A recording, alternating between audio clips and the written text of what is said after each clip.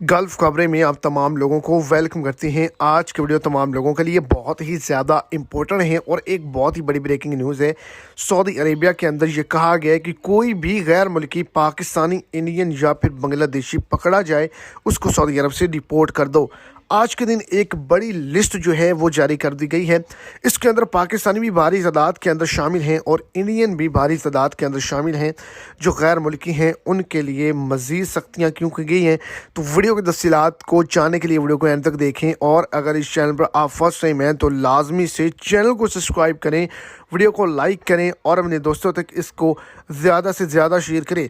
Saudi अरब में जो list जारी की गई है उसमें 16,700 के करीब जो लोग हैं वो शामिल हैं। कल जो गिरफ्तार शुदगान थे उनकी तादाद 10,177 थी, जो इकामा कवानीन की खिलाफ वर्जी कर रहे थे और ये गैर मुल्की ज़्यादा तादाद में बनते हैं। आपको बताता चलूँ कि इसके अलावा जो है इकामा कवानीन, लेबर कानून, सरहदी कानून, कानून अमन, कानून रोज़गार, कानून मेहनत, कानून लेबर, सरहदी कानून जो है जो खिलाफ वर्जी करते हैं उनको पकड़ा गया है, उनको सऊदी अरब से डिपोर्ट किया गया है।